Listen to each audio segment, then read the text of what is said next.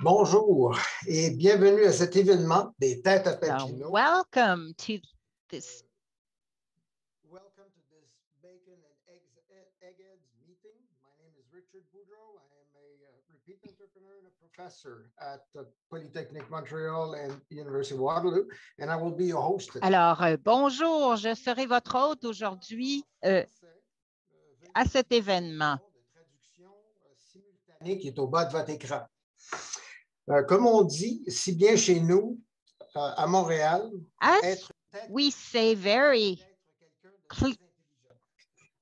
et dans ce cas, dans le cas-ci, notre invité, mon ami et collègue Dr. Alexandre Blais, est sûrement un de ces personnages-là. He is one of the highest ranking. Alors, c'est un des professeurs les mieux primés dans son domaine au Canada et donc, ça devrait être très intéressant comme événement aujourd'hui. Mais d'abord, commençons par reconnaître les peuples autochtones de toutes les terres où nous nous trouvons aujourd'hui. Alors, je suis actuellement à Montréal, sur une terre iroquoise. Et même si nous nous réunissons sur une plateforme virtuelle, nous reconnaissons l'importance de la terre que nous appelons notre foyer. Nous le faisons pour réaffirmer notre engagement et notre responsabilité dans l'amélioration des relations entre les nations et pour améliorer notre propre compréhension des peuples autochtones locaux et de leur culture. D'un océan à l'autre, nous reconnaissons le territoire ancestral de tous les peuples Inuits, Métis et des Premières Nations qui vivent dans cette nation. Nous respectons les gardiens du savoir traditionnel, jeunes et vieux, et nous honorons leurs courageux dirigeants passés, présents et futurs. Nous sommes ici aujourd'hui au nom du Partenariat pour la science et le génie, qui est un organisme sans but lucratif regroupant 21 sociétés nationales et qui représente plus de 50 000 scientifiques et ingénieurs. Alors, la série des Têtes à Papineau a pour but d'offrir aux parlementaires et aux décideurs l'occasion d'entendre de première main l'excellente recherche entreprise au Canada. Les conférenciers que nous invitons sont des chercheurs et des innovateurs exceptionnels. Mais comme Papineau, ils doivent aussi être des communicateurs exceptionnels capables de faire le lien entre leur recherche scientifique et les besoins de la société. C'est certainement le cas aujourd'hui. Alors, sachez qu'à la fin de la présentation, nous aurons une séance de questions et de réponses. Vous êtes également invités à soumettre vos questions à tout moment via la fonction questions-réponses du panneau de contrôle Zoom. Et comme toujours, la priorité sera donnée aux questions des députés et des sénateurs. Nous souhaitons également remercier nos nombreux commanditaires présentés lors de la présentation d'avant-séance. Nous leur sommes reconnaissants. Cela comprend Canary et l'ICRA qui soutiennent la séance d'aujourd'hui. Nous apprécions également le soutien du président de la Chambre des communes et le président du Sénat. Je vais maintenant demander à Jim Gadaban, chef de direction de Canary, de présenter notre conférencier. Je vous remercie.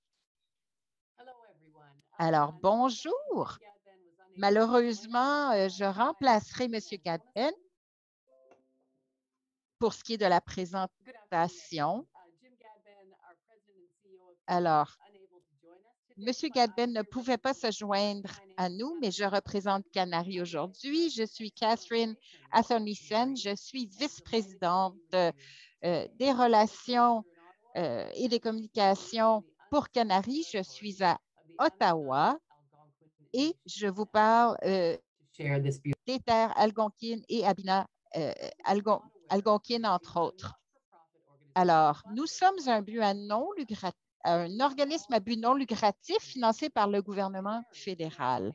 Canary met les Canadiens en lien avec les recherches, les étudiants, les débuts d'entreprise dans le but d'exceller sur la scène mondiale.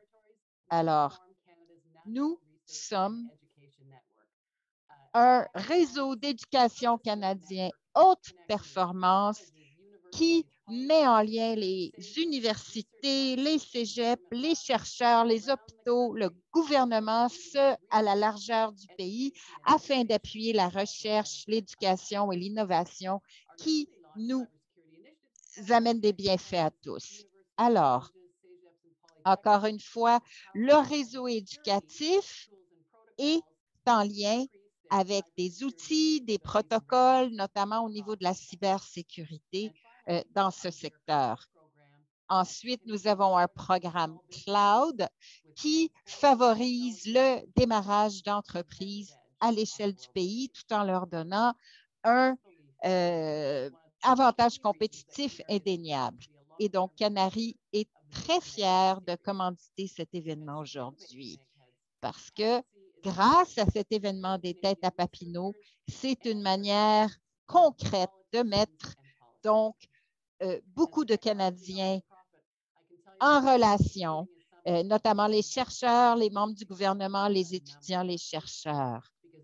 Alors, ici, notre présentation d'aujourd'hui mettra de l'avant toute la signification de cette recherche pour également l'influence de l'informatique quantique sur la sécurité et sur les protocoles de sécurité et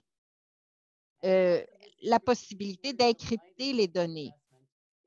Alors, en 2021, 360 millions de dollars sont alloués à des stratégies quantiques et je n'ai aucun doute aujourd'hui que la présentation du Dr. Blais sera particulièrement intéressante pour tous. Alors, c'est un professeur de physique de l'Université de Sherbrooke, directeur scientifique de l'Institut quantique et titulaire d'une chaire de recherche sur les architectures d'ordinateurs quantiques. L'investissement mondial dans la recherche sur l'information quantique. Dr. Blais is a member of CIFAR's Quantum Information Science Program, a member of Alors, ajoutons qu'il participe en tant que membre de la CIFR de plusieurs sociétés mondialement reconnues. Ses contributions à la recherche lui ont valu de nombreuses reconnaissances, dont des bourses commémoratives, des médailles, des prix, dont le prix Urgell Archambault de l'Association francophone pour le savoir, le Rutherford Memorial de la Société royale du Canada, parmi plusieurs. Donc, je suis enchantée d'accueillir Dr. Blais aujourd'hui. Accueillons-le chaleureusement.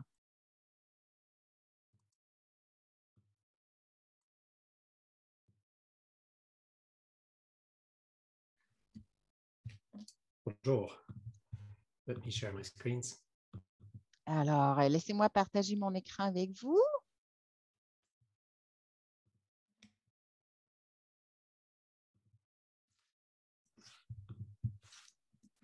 Bonjour. Maintenant que l'écran est partagé, j'aimerais vous remercier pour l'invitation à vous parler des technologies quantiques et des contributions du Canada dans ce domaine.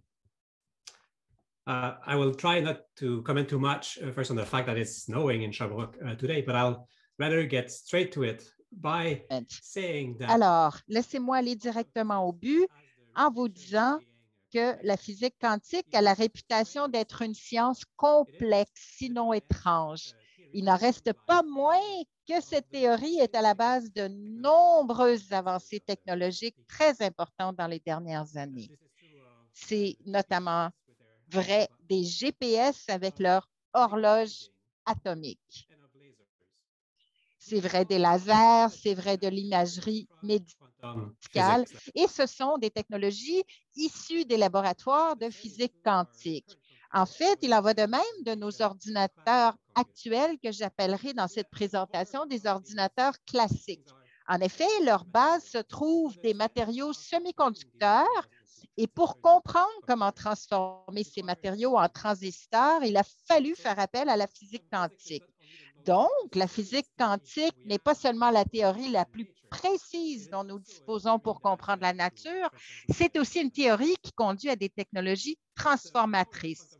Mais le pouvoir de la physique quantique à avoir un impact sur la société est loin d'être épuisé.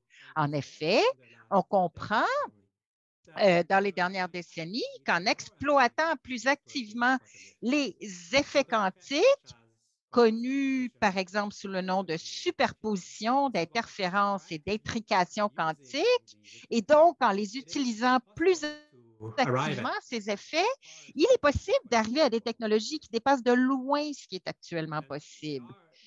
Il y a plusieurs technologies quantiques émergentes.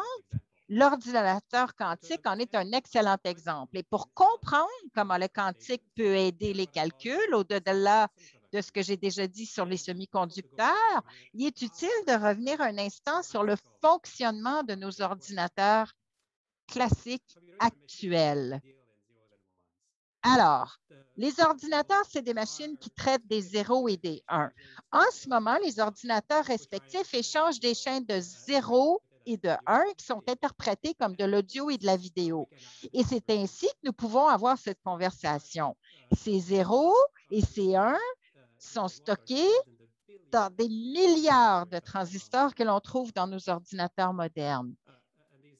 C'est un peu comme les neurones du cerveau de nos ordinateurs. Et donc, chacun de ces transistors peut prendre la valeur 0 ou 1.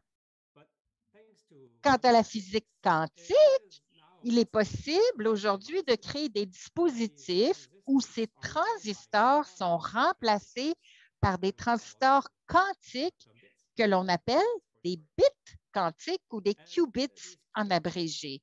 Et ces qubits peuvent prendre la valeur de 0 ou de 1, mais ils peuvent aussi prendre une valeur qui n'a pas d'analogie avec le transistor ordinaire. Ils peuvent prendre la valeur qu'on appellerait 0 et 1.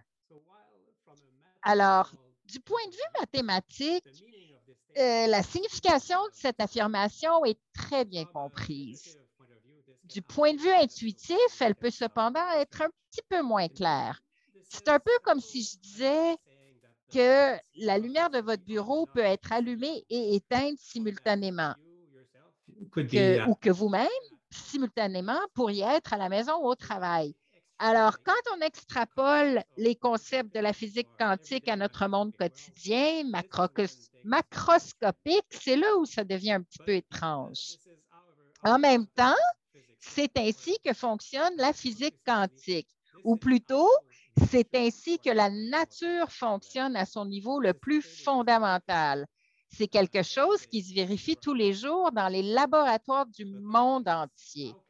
Mais cela dit, comment pouvons-nous tirer parti de cette étrangeté quantique pour créer des ordinateurs beaucoup plus puissants? Alors, pour avoir une explication un peu plus intuitive, regardons cette bibliothèque.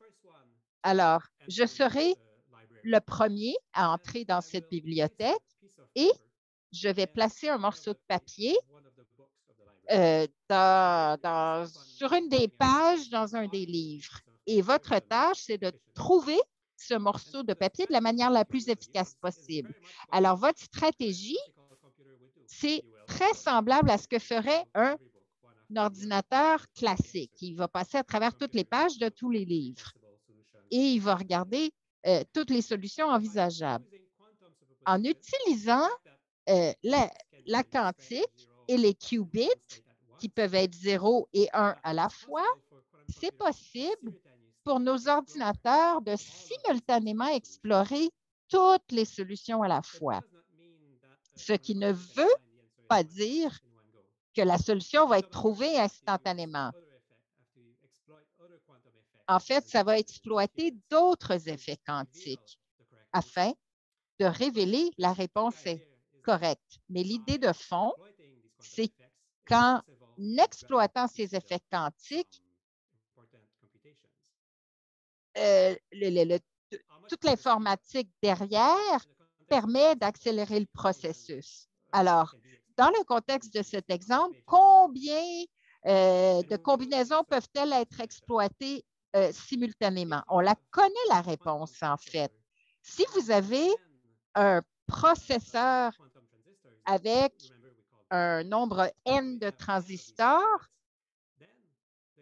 et des qubits, alors 2 à la n nous donne le nombre de combinaisons pouvant être explorées. C'est un phénomène exponentiel. Et que peut représenter ce nombre? Regardons un nombre concret. Prenons un processeur quantique de grandeur moyenne, 300 qubits. C'est rien comparé à d'autres choses. Mais bon, c'est pour les fins de notre exemple. Alors, 300 qubits qui correspondent à 2 exposants 300. C'est difficile, en fait, mentalement, d'avoir une idée de ce que ça représente, mais essayons néanmoins. On pourrait dire que 2 exposants 300, c'est plus que le nombre de gouttes d'eau sur la planète. En fait, ce n'est même pas une image tout à fait révélatrice. C'est encore plus que tous les atomes dans l'univers physique. Qu'est-ce que ça veut dire, en fait? Ça veut dire que si vous étiez capable, imaginez-le, de construire un ordinateur classique avec tous les atomes de l'univers, alors cet ordinateur classique ne pourrait pas explorer toutes les possibilités en même temps. Donc, on parle de quantique parce que ça change la donne complètement. Ça change ce qui est difficile et ce qui est possible. Ça change les combinaisons qui sont faciles et difficiles. En bref, ça rend l'impossible possible. C'est vrai, en fait, que des ordinateurs peuvent faire des combinaisons qui étaient considérées comme impossibles. C'est une sensibilité sans comparaison jusqu'à maintenant. On a des nouveaux matériaux quantiques avec des propriétés qui ouvrent de complètement nouvelles applications, des communications quantiques cryptées qui offrent une sécurité absolue, des capteurs, une sensibilité inégalée. Et pour que ces ordinateurs soient pleinement fonctionnels, laissez-moi vous donner un exemple. Ce sont les communications sécures et cryptées.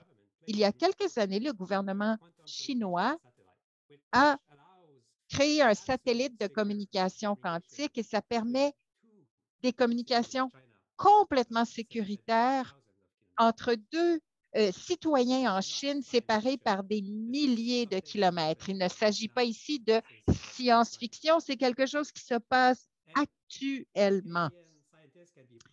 Et les chercheurs canadiens peuvent être particulièrement fiers de ce qu'on a fait dans le domaine. Et un nom qui doit absolument être mentionné, c'est Gilles Brassard de l'Université de Montréal. Gilles, dès les années 80, a introduit le concept de communication quantique sécurisée. Il est considéré comme une des figures fondatrices du domaine de la science de l'informatique quantique et il est un des nombreux chercheurs canadiens de premier plan dans le domaine. Alors, si on revient maintenant à cette informatique quantique, j'ai parlé d'un nouveau paradigme. Alors, ils auront un impact sur de nombreux domaines et l'application la plus connue dont j'ai déjà fait part au début et qui a été dans l'introduction, c'est probablement le cassage de code. On y a fait allusion à tout le moins. Les ordinateurs quantiques peuvent en principe casser les formes les plus courantes de cryptage classique, ce qui a des répercussions indéniables sur la cybersécurité. Mais ce n'est pas l'application la plus intéressante de ces ordinateurs. Parmi d'autres, parlons de la logistique, des transports, de l'analyse de toutes sortes de situations complexes. Il y a aussi de nouveaux matériaux pour de nouvelles applications et la modélisation également de molécules peut se faire. Et pourquoi la modélisation des molécules serait-elle intéressante? C'est parce que l'industrie pharmaceutique fait de la recherche qui peut être très coûteuse. Alors, on rend toute cette recherche nettement plus performante. Alors, encore une fois, j'ai aussi mentionné la communication quantique et ses effets certains. Et quand on prend toutes ces énergies ensemble, on se rend compte qu'il y a un potentiel d'influence sur la société formidable. Et c'est dans plusieurs domaines, comme la défense ou comme l'énergie, où on est beaucoup plus efficient par rapport à l'énergie, au niveau du design, par exemple, aussi au niveau de l'imagerie médicale et dans le contexte de l'agriculture aussi, pensons à la fixation du nitrogène, de l'azote, pardon, qui est utilisé dans la production industrielle d'engrais. Et de manière assez étonnante, en fait, c'est responsable, cette production d'engrais, de la consommation de près de 2 de l'approvisionnement énergétique mondial. Les ordinateurs quantiques pourraient être utilisés pour mettre au point des processus alternatifs qui consomment moins d'énergie et qui réduisent alors l'empreinte carbone. Alors, si on considère tous ces exemples, on constate à quel point les technologies quantiques sont prêtes à avoir un impact considérable sur la société. Alors, puisque c'est mon propre domaine d'expertise, laissez-moi vous en dire un peu plus pour ce qui est de l'état de l'art et de ce à quoi on peut s'attendre à l'avenir. Alors, pour l'instant, il y a différentes approches qui existent pour les architectures d'ordinateurs quantiques qui sont explorées, étudiées à travers le monde. Alors, on parle des qubits, des ions qui sont pris, des squint qubits, des spin qubits. À l'Institut quantique de l'Université de Sherbrooke, on travaille sur 3 de ces approches. Et le travail de nos chercheurs, en fait, notre recherche permet des collaborations mondiales, mais aussi avec de nombreuses compagnies comme Google, Intel et ainsi de suite. Alors, étant donné cela, par exemple, les spin qubits, comme c'est très avancé et parce qu'on l'étudie dans mon groupe, je vais vous en parler un peu plus maintenant. Alors, l'idée de construire un ordinateur quantique en utilisant des matériaux supraconducteurs, c'est des matériaux qui ne présentent aucune résistance au passage du courant électrique à basse température. Et ça fait à peu près 20 ans que ça existe. Et en fait, ça correspond à peu près à l'époque où j'ai moi-même commencé mes études supérieures en physique à l'Université de Sherbrooke. Et puis quand j'ai dit que je voulais travailler sur l'informatique quantique, ben, la réaction que j'ai eue, c'est voici quelque chose d'intéressant pour ta maîtrise, mais nul doute que tu seras plus sérieux au niveau du doctorat. Alors, en fait, l'idée de construire un ordinateur quantique semblait tellement extraordinaire que personne ne le prenait au sérieux. Mais les choses ont changé. Déjà, en 2009, au Japon, il y a des chercheurs japonais qui ont été capables de démontrer en laboratoire les résultats d'un algorithme quantique sur un processeur supraconducteur quantique de très petite taille, composé seulement de 2 qubits. C'est rien comparé à nos ordinateurs actuels. Cela dit, pour moi-même, en 2003, j'ai fait de la recherche de postdoctorat et en 2004, on a introduit ce qu'on appelle de l'électrodynamique quantique en circuit. En fait, c'est un blueprint, c'est une base de départ pour construire ces processeurs supraconducteurs. Et en 2007, c'est une approche qui est utilisée par plusieurs entreprises, Google, IBM et bien d'autres. Et c'est aussi étudié par des milliers de chercheurs à travers le monde. Mais ce qu'on a utilisé au fil du temps était basé sur, évidemment, des recherches antérieures. Et puis, maintenant, je vous amène en 2007 où on parle d'un transmon qui est utilisé, comme je l'ai dit, par bien des entreprises. Et en 2009, ce qu'on a pu faire, c'est de rassembler plusieurs de ces idées pour, sur une très petite taille, encore une fois, comme je l'ai mentionné, on a pu faire fonctionner un processus supraconducteur composé de 2 qubits. Mais c'était la voie d'ouverture vers l'avenir. Alors, évidemment, il y a des défis en cours de route, mais on assiste à une accélération de la recherche vers cet objectif. Et si maintenant, nous allons encore plus rapidement vers aujourd'hui, alors à quoi ça ressemble ces processus quantiques? Ce que vous voyez, c'est 65 qubits construits par IBM. C'est ce que vous voyez à l'écran. Ils peuvent être exploités ensemble pour exécuter des algorithmes quantiques simples. Ils sont certes plus complexes que ce que nous avons vu en 2009, mais demeurent rudimentaires, croyez-le ou non.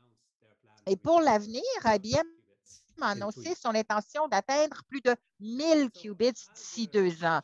Alors, en tant que chercheur dans le domaine depuis plusieurs années, c'est vraiment intéressant de voir comment la perception du domaine a changé, passant d'un manque de sérieux à une place centrale dans les discussions sur la sécurité nationale. Alors, un autre exemple du changement, c'est la perception de la recherche effectuée dans mon propre groupe. Et puis, on pourrait la décrire comme de la recherche fondamentale basée sur de la curiosité jusqu'à récemment. Mais, compte tenu des avancées, c'est maintenant considéré comme de la recherche appliquée même par certains. En fait, moi, je n'ai même pas changé l'orientation des travaux de mon groupe. C'est tout simplement une illustration de l'évolution du domaine.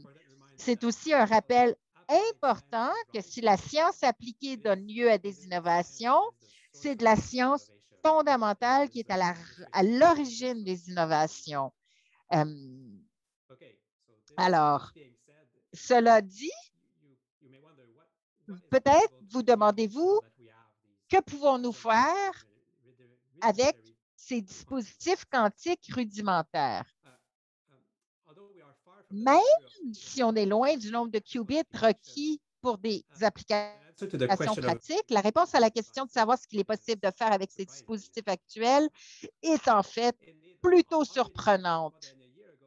Alors, il y a déjà 1 an, il y a des collaborateurs, des chercheurs chez Google qui ont dit avoir effectué une tâche sur leur propre équipement et ça a pris 200 secondes pour compléter la tâche. Et puis, ils ont estimé que la même tâche sur un superordinateur classique, ça aurait pris 10 000 ans. Alors, le point, c'est qu'il y a un écart entre ce qui est facile sur un appareil quantique et pratiquement impossible sur un ordinateur classique. Et quand on compare certaines choses entre les ordinateurs classiques et les ordinateurs quantiques ou les appareils quantiques, en fait, le point de référence utilisé par les chercheurs de Google et de Summit pour ce qui est du deuxième superordinateur le plus puissant au monde, le coût s'élève à $250 million. Il s'agit d'une excellente illustration de la puissance du quantique pour le calcul. Alors, pensons-y. Et puis, cette démonstration n'est pas unique. En 2020, il y a eu des chercheurs en Chine, entre autres, ont fait des tâches incroyables. Il s'agit ici de 76 qubits en 200 secondes. Et la manière de construire les choses est très différente de ce que j'ai décrit auparavant. C'est une autre approche. Mais ce qui est important de mentionner, c'est que le calcul particulier qui a été effectué dans cette expérience montre qu'avec d'autres appareils, ça aurait pris 1 milliard d'années pour effectuer les mêmes calculs. Donc, il y a vraiment une séparation incroyable entre ce qui était possible et ce qui le devient. C'est aussi important de mentionner que les tâches qui ont été effectuées n'étaient pas en tant que telles particulièrement utiles. Elles ont servi à démontrer la différence entre l'ordinateur quantique et l'ordinateur classique. Ce n'est pas un problème de valeur. Donc, il reste encore beaucoup de travail à faire pour transformer ces dispositifs en ordinateurs quantiques utiles. Et pour cela, il faut améliorer la qualité des composants qui entrent dans ces dispositifs et augmenter le nombre de qubits.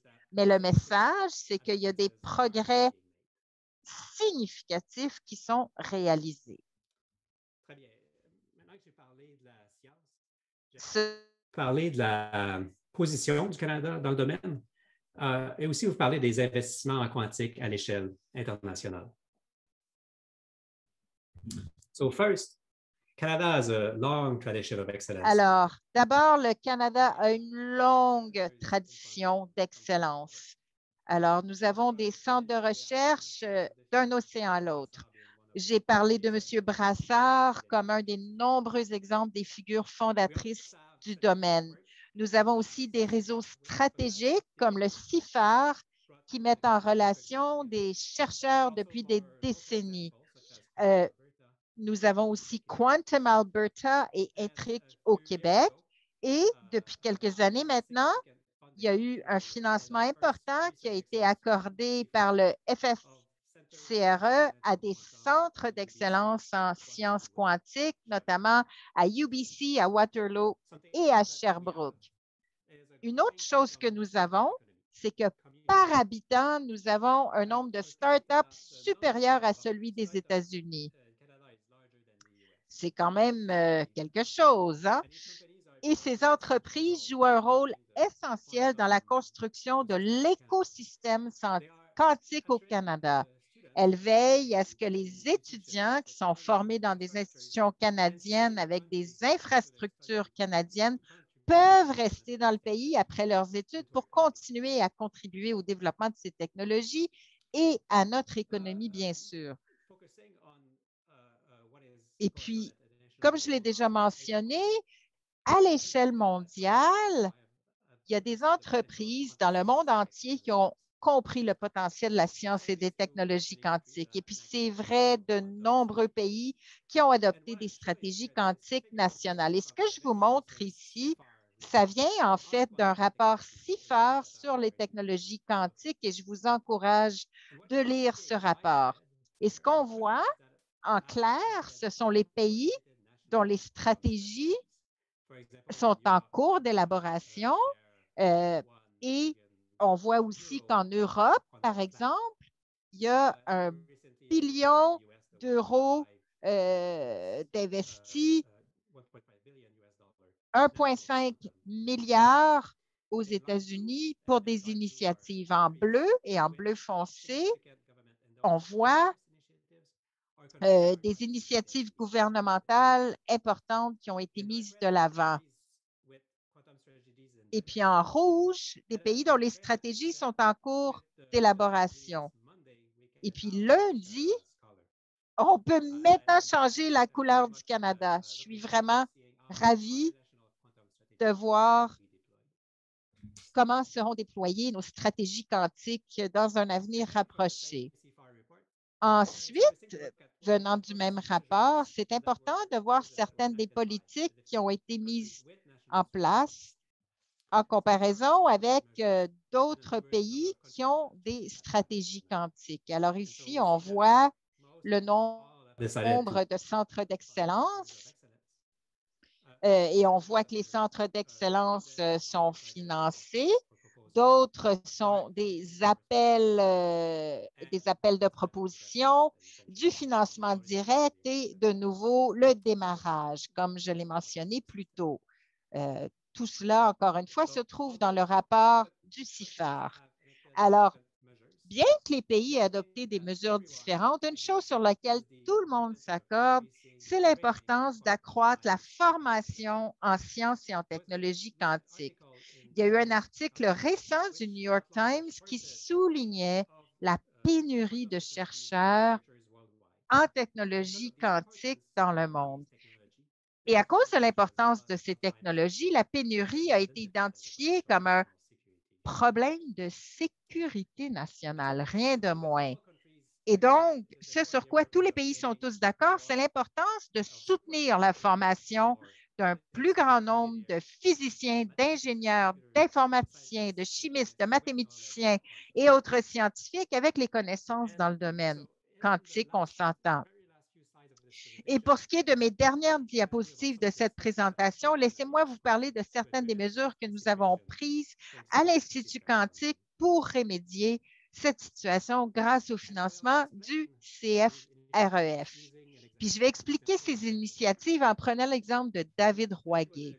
David était un doctorant en physique à l'Institut quantique et à la fin de ses études, comme la plupart des étudiants, il y avait quelques beaux articles, mais il y avait aussi un brevet qui décrit un nouveau type de magnétomètre quantique, un capteur quantique avec des applications qui vont de la santé à l'industrie minière.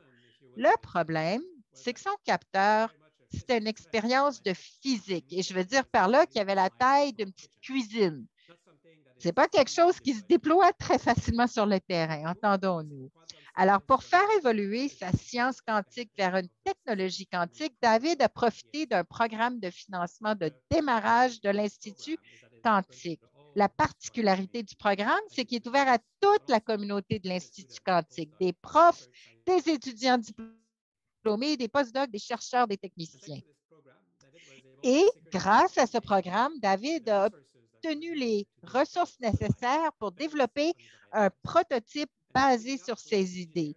En faisant équipe avec des ingénieurs de l'Institut quantique, il a pu rapidement développer une version portable de son invention, ce qui l'a motivé à créer SBQ, qui est une entreprise en démarrage à Sherbrooke, qui emploie actuellement 15 personnes à Sherbrooke. Et pour l'Institut quantique, de pouvoir soutenir David, de l'aider, c'était facile. Puis c'était un petit investissement, mais le retour a été énorme. Et en plus, ce qui est peut-être plus crucial, c'est que ça a motivé d'autres étudiants à créer leur propre start-up à Sherbrooke, leur propre entreprise quantique. Mais l'histoire de David est loin d'être terminée. Avec un soutien supplémentaire de l'Agence spatiale canadienne et toujours en collaboration avec l'Institut quantique, David a pu miniaturiser encore plus son capteur quantique grâce à l'initiative CubeSat qui sera déployée dans l'espace de la Station spatiale internationale en what is 2022. clear to me is Ce that qui est vraiment clair pour moi, c'est qu'on a besoin d'autres exemples comme celui de David. Nous avons besoin de plus d'étudiants comme lui qui sont formés à la science quantique et reçoivent le soutien nécessaire pour contribuer au développement de ces technologies. Alors, on en veut de plus en plus, donc, de ces étudiants qui reçoivent la formation et le soutien dont ils ont besoin. Alors, mes messages de la fin. Premièrement, le quantum rend l'impossible possible. Ensuite, les technologies quantiques sont et seront transformatrices. Ça prend cependant du temps et c'est vrai dans la transformation des entreprises. Si les entreprises canadiennes veulent s'y mettre, le temps, c'est maintenant. Ensuite, on a besoin de former, comme je vous le disais, une panoplie de physiciens, d'ingénieurs, d'informaticiens, de mathématiciens, de chimistes et ainsi de suite. Et la bonne nouvelle, c'est que le Canada est un leader dans le domaine. On ne rattrape pas du temps perdu, on est de l'avant, puis c'est une opportunité unique à saisir. L'invitation à nouveau à vous parler et je serai très heureux de prendre vos questions. Alors, merci beaucoup à tous pour vos fabuleuses questions, mais nous n'avons plus de temps, mais nous allons avoir l'enregistrement de disponible en ligne. Et revenons maintenant à Richard. Merci, Alexandre. Merci, Nathalie. J'ai maintenant le grand plaisir d'inviter l'honorable Carol Hughes, vice-présidente adjointe du Parlement et vice-présidente des comités pléniers, à présenter ses observations finales. Oui, bonjour. Hey, merci beaucoup, Dr. Blais. You know, I would tend to think that when it came to quantum physics. Alors, j'aurais tendance à penser la physique quantique, oh là là, je vais être un peu perdue, mais vous avez vraiment rendu possible l'impossible pour me permettre de mieux comprendre ce qui se passe en ce sens. Je vous suis très reconnaissante. Alors, je suis sur les terres des Algonquins et je voudrais remercier tous ceux qui ont permis à cet événement d'avoir lieu. C'était vraiment intéressant.